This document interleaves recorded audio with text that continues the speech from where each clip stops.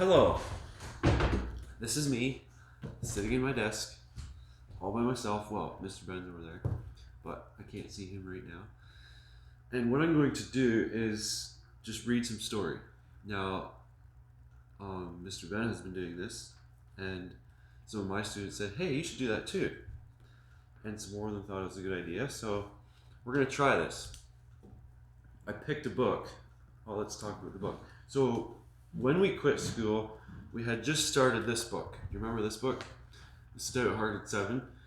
And we had only read chapter 1, and I'm not sure if it's going to be interesting or not. So we're just going to leave this book for now. We'll just set it back in here and pretend we're going to come back to school soon. And we're going to read this book, Angels in the Night. Now, it's a sequel to also Angels Over Waslala, but it's written by Pablo Yoder, and it's about when his family was in Waslala. And remember the book, The Price? This is kind of on the other side. This is on the family side of the story. The book, The Price, was on the robber side of the story. So we're going to see this book. I read it a long time ago. It's actually even my book. To Jordan Horst, Happy New Year 2013. So I've had it for quite a while now, 7 years. And I think I've read it at least once. It's a good book. It's a true story about some missionaries. So let's see what happens to them. So I'm going to do that. And also, I'm going to make some other videos today. Oh, what else am I going to do today? Play my guitar. You can see I have my guitar here. That's my one companion. So whenever I'm like, oh, what should I do now? Oh yeah, I'll pick up my guitar and play a song or two and practice. And so that's kind of fun. I bring that every day to just help me not be lonely. And also, if I'm waiting for a video to upload, I can do that. What else am I going to do today? Not very much. Miss you. I'm going to call a few of you, so get ready for that. But first of all, let's just read some story. I'll probably read for, 15 minutes or so. Not extremely long. And we're just going to start at chapter 1. First of all, I'll read the back. Night falls early in Waslala, and the dark evenings are long, especially if you're waiting. During their first 2 years in Nicaragua, Pablo and Uni Yoder and their 5 children have endured more than a dozen robberies. Imagine having a dozen robberies in 1 year. Oh, 2 years, sorry. Their trials had drawn them closer to each other and to God, but as the sun set, Pablo's usually rambunctious family still grew quiet and tense, and a vague foreboding subdued his own naturally boisterous spirit. The robbers would be back. It was only a matter of time. In spite of the poverty and violence that surrounded them, a fledgling church was emerging, and a light, small at first but growing steadily, was piercing the darkness. They knew God had called them to Waslala, and had faith that he would protect them. But now that faith would be tested like never before. So that's the little intro at the back, on the back cover. So I need to start in with chapter 1. First of all, I'm going to say how much I miss you all. I mean, that's kind of obvious. A couple of you have said you really miss school.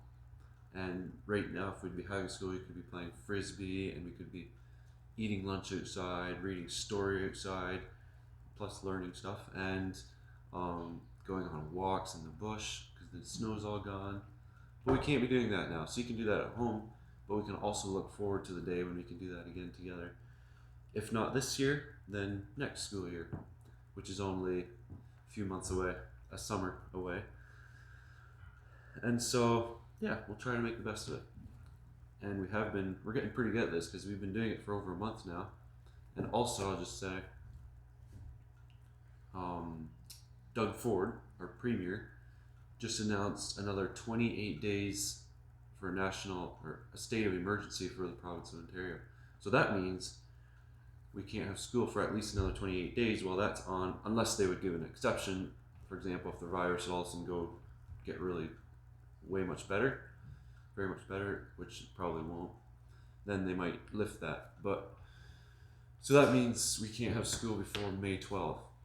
So we can at least look forward to May 13th, maybe we can have school. I don't know if that's the weekend or not, but till then, we'll just keep doing this and keep missing each other and talking on the phone. But I really, really miss you all. So much. So much it hurts. And but there's nothing we can do with that, right? So instead of seeing you, I'm going to read a story. So chapter 1 is called Angels over Waslala. Silvery moonlight washed over the crude 2-story wooden house. It was 9 o'clock and I was already asleep.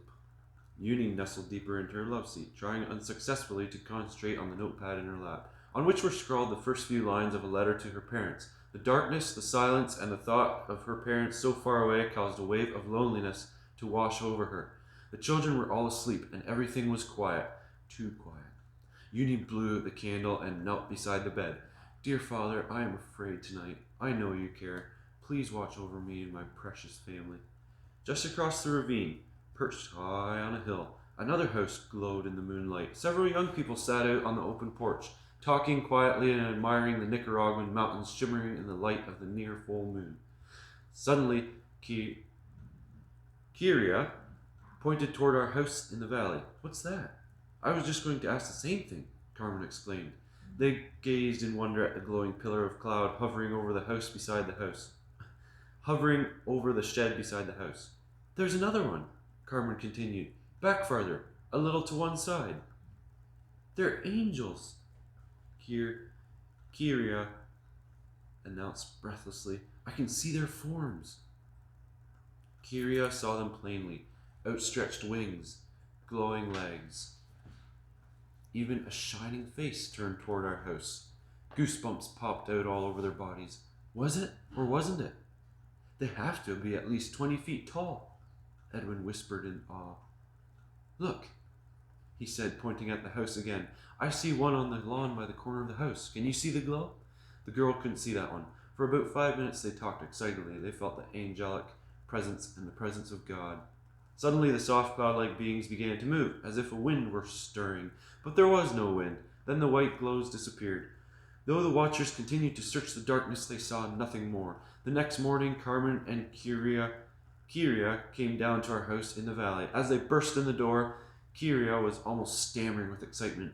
Last night, we saw angels over your house. With tears in her eyes, she told us the story. Angels over Waslala? Was it angels or wasn't it? Kiria was the most convinced. For her, it was a beautiful confirmation that God's angels were watching over us here in Waslala. Carmen, always level-headed and practical, was the most skeptical. She couldn't say she saw the angels' distinct forms, but she did say they tried their best as they stood on the porch to see if there could be some natural explanation. There was no fire for smoke. There were no low-hanging clouds, only lovely moonlight and 2 distinct hovering glows, and possibly a third one in the distance. She admitted it was a beautiful experience. After hearing Kira's and Carmen's versions, I really wanted to talk to Edwin. I found his story right in between. There were definitely 2 glowing somethings hovering over our home. The third wasn't nearly as clear. He saw also a form in the tallest cloud, but not distinctly the form of an angel. He remembered seeing legs. We were excited, Edwin admitted. Imagination could have played a part. Edwin, I asked, I need to know exactly how you feel. Do you believe it was angels? Edwin hesitated. So I added, did you believe it was angels last night? Absolutely. That's enough, I said. If you felt they were real at the moment, I believe they were. I questioned them thoroughly, because I didn't want to write this story if it was just imagination. They thought I was skeptical. I wasn't. I just wanted to be sure. One thing is for sure, Pablo, Edwin continued. Whether or not we saw angels, it was a beautiful experience, and I'm sure God used it to confirm his protection over us. And Pablo, think about it. We knew all along they were here, didn't we? Amen, brother. We don't need to see them. But Edwin, I've always longed to. I believe God gave you a glimpse last night. I almost envy you. Don't envy me, Edwin retorted. You were the ones they were protecting. That's better than seeing. He was right. Though we didn't see them, we were the ones for whom God had chosen to prove his protection. For me, my precious Uni, and our children. That was better than seeing. Later, talking with Uni and the children, we wondered, were there wicked men around right at that time? Were they planning a kidnapping, a rape, a killing? Did they perhaps come around the back through the woods? Let's just imagine a tiny bit more. Uni kneeling by her bed in the still of the night. Armed men sneaking up behind the barn from the woods, single file. All of a sudden, God allows the spiritual beings to become visible. Imagine the frightened men turning and plunging back through the woods, sliding down over the steep bank, splashing through the creek, terrified of God's agents that protects his own. After the men leave, the angels again become invisible. Could this be possible? Of course. It happened in Bible times. It can still happen today. Did it really happen that way? We don't know. But there is no doubt in our minds that there are many great and wonderful angels over Waslala. After our visitors left, we gathered as a family and savored a precious moment together, thanking God for his protection. When we had been chosen by God and the Costa Rican churches to move to Waslala, we hadn't known it was one of the most dangerous places in Nicaragua. God hadn't wanted us to know. But he did want a shining testimony of his love in the dark mountains of Waslala, and that's why he sent his bright, shining angels to protect us. Visibly this once, invisibly always. This is their story, and his story, even more than ours. And that's the end of chapter 1. Should probably stop now so we can do our other work. Oh no, let's read chapter 2. I can't do that to you anymore. Pretend I'm going to stop reading and then keep reading, because that's a lot of fun. Chapter 2 is called Preparation. Maybe you wonder why on February 10, 1998, we needed to know that there were angels over Waslala and why this experience was so precious to us. When we moved to Waslala in 1995, the war between the communist-backed Sandinistas, remember grade 4, in your social studies learning about the communists in Russia. So there was communism going on in Waslala. In 1995, the war between the communist-backed Sandinistas and the US-backed Contra guerrillas had just ended. So US-backed and communist-backed means they were supporting those groups. So the US was supporting the guerrillas, the Contra, and the communists were supporting the Sandinistas. And those two groups were fighting each other. So that war had just ended. National and international pressure had forced Daniel Ortega, the 11-year dictator during the Sandinista rule, to hold free elections. He lost to Violeta Chamorro, a woman president with democratic, rightist policies. When the communists lost power, the Contras turned in their arms and returned to civilian life. Though this should have brought peace to Nicaragua, it did not. When we moved to Nicaragua, there were still 5 different armed groups active in the area. The army still had a leftist commander and definite communist leanings. The civil police had rightist leanings. The extreme right guerrilla group, now called Recontra, rearmed when Violeta Chamorro didn't take the country far enough right to suit them. The extreme left guerrillas, called the FUAC and made up mostly of former Sandinistas, took to the woods soon after Ortega lost the elections. So there was a lot of stuff going on here. Then there were the guerrillas who had deserted the various organized armed groups and banded together. They still had their arms, and they were accustomed to violence and stealing. From this 5th armed group, the one we most feared, came our robbers. We called them war leftovers. We discovered with time that a lot of these robber groups were operating in the area, and most of them visited us. With time and with God's help, we got to the point where we didn't call them robbers anymore. We called them amigos, which means friends in Spanish. God allowed us to be the target for this last group. We were Americans, which to them meant we were wealthy. Not only that, we were non-resistant, so they knew we didn't use weapons. Waslalans commonly joked about how easy it was to steal from the gringos, which means white people. This was hard for us to accept at first, but as we watched what God was doing, we were awestruck. The jokes turned to astonishment as our bewildered neighbors saw how the robbers responded to our kindness. Some Nicaraguan farmers would run after their first armed robbery. Most ran after the second. All ran after the third. Those who resisted the robbers often ended up dead. But we got robbed again and again and again, and still we stayed. The Nicas were eventually convinced that love works, and we were convinced that God wanted to use the testimony of tough love to save souls. We wanted to share this testimony with more than our neighbors. The result was Angels Over Waslala, a book that recounted our family's experiences during our first 2 years in Nicaragua. The isolation, we know what that's like, don't we? Numerous armed robberies and living with constant fear all deepened our faith. And we would need that faith to face our future in Waslala. It would be nice to tell you things got easier, but they didn't. They got tougher. And yet somehow they got better. In a moment when our faith was weak, God strengthened us with a glimpse of his protection. That is why we wept with Edwin, Carmen, and Kirira when we heard about the angels. They were real. They were on duty. They had work to do in Waslala. Now we knew it for certain, and we were prepared for what lay ahead. That's the end of chapter 2. Should I keep reading?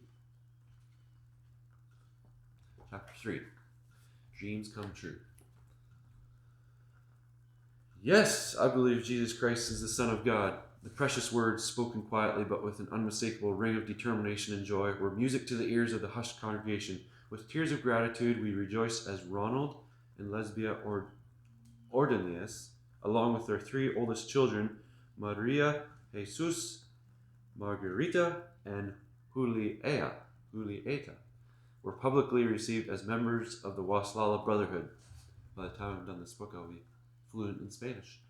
As we considered the struggles Ronald and Lesbia had encountered as they came under conviction and the changes that had taken place in their hearts and home, we realized anew this was not something we had done. It was the work of God. In his mercy, God had called them and they had responded. It was a moment to cherish, a moment we had waited for and prayed for.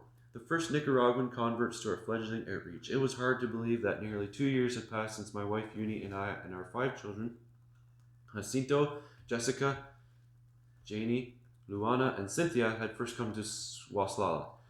Tim and Rosa Schrock from La Mizpa, Costa Rica, had also been asked to help pioneer this work. We had purchased adjoining farms in the Kusali area, about 3 kilometers from Kusali and 9 from Waslala. We were hoping to start churches in both locations, but we needed to be able to earn our livings at the same time. We rented homes in Waslala while building the houses on our farms and immediately started services in Kusali and Waslala and rented buildings. I alternated preaching in each church Sundays and Wednesday nights, and Tim filled in when I couldn't be there.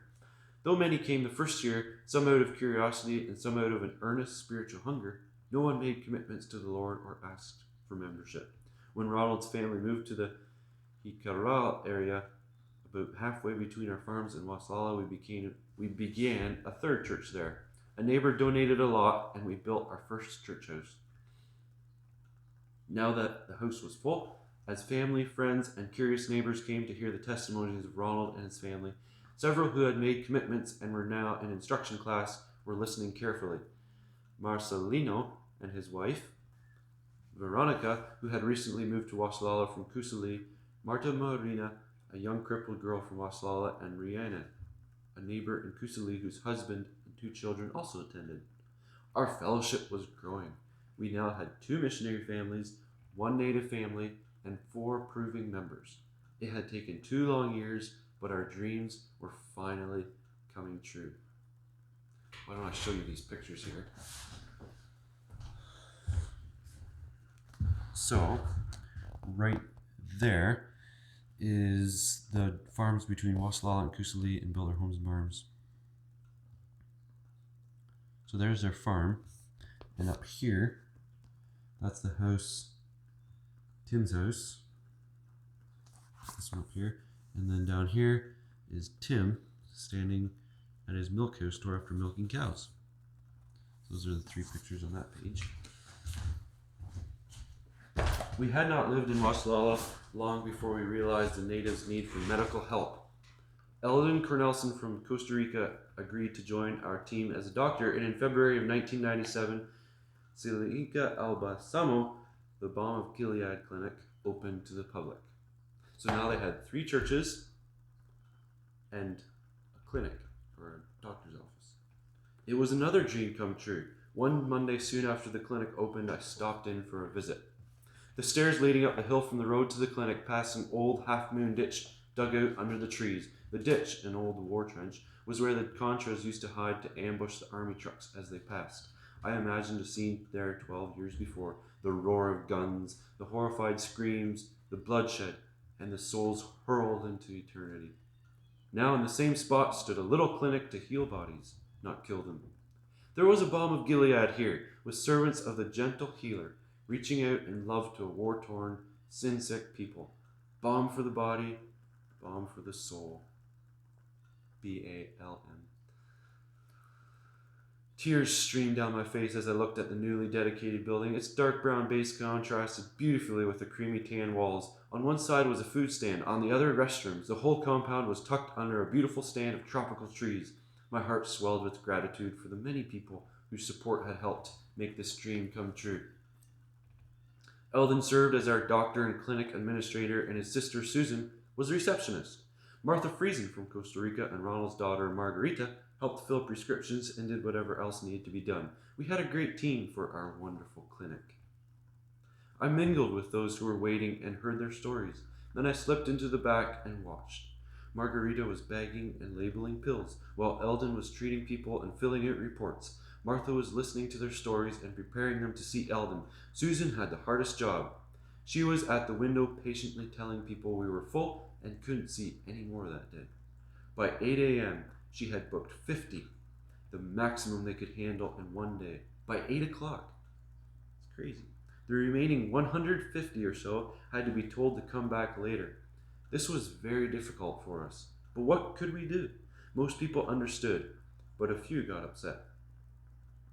Susan wrote a description of what one day at the clinic was like. The music of babies crying on the porch wakes us early in the morning. We peek out the window and see the clinic porch flooded with people.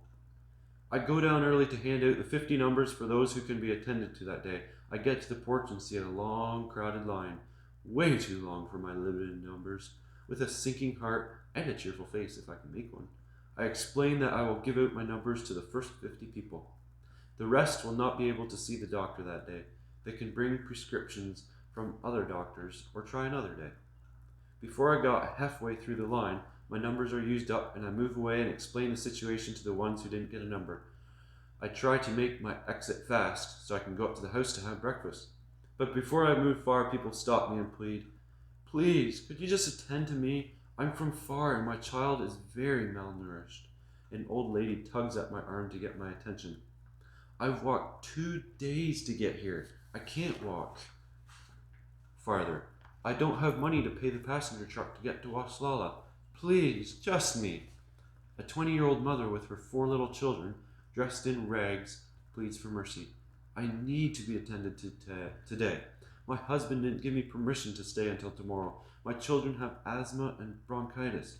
Could you at least give me something for them? On and on and on. Imagine how hard that would be. Reminds me of the refugee camps in Greece.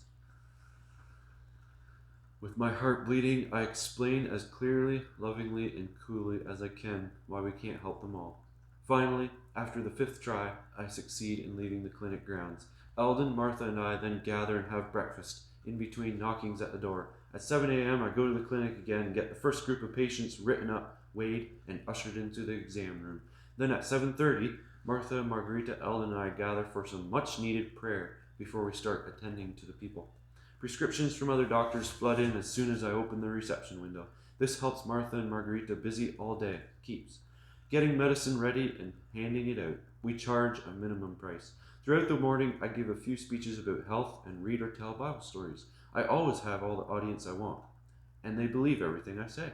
I tremble to think of all I could or should be telling them. One morning, when I stepped outside to give my story, the porch was full of dear, needy people, expectantly watching me to see what I would tell them. I told them the story of Barney's barrel. They loved it. It's a beautiful story of a poor, sick, lonely child they can identify so well, who died in the hospital, but by his testimony, 2 nurses and a doctor were saved. There was a picture of Jesus receiving a very happy Barney in his arms. It brought tears to my eyes to think of meeting those dear Nikas in heaven someday. Eldon faces a variety of tropical sicknesses, parasites, tropical ulcers, malnutrition, bronchitis, pneumonia, whooping cough, rheumatism, COVID-19, etc. The people all have faith in his medical abilities. We stop between 4:30 and 6 p.m., leaving the porch already full of the next day's patients. They put some plastic, rags, or cardboard on the cold cement floor to sleep. If the porch gets too full, they find a place under a tree, tiny, sick children and all. Then early, they start waiting in line for us, and it's the same thing all over again. So that was one day in the clinic by one of the nurses. We pray nightly that the continual pressure of not being able to supply everyone's needs doesn't get us down. It's tough. We pray too that this doesn't just become a routine, but that we can remember each person has an eternal soul. Am I doing what I can to meet this person in heaven someday? That was written by Susan Cornelson.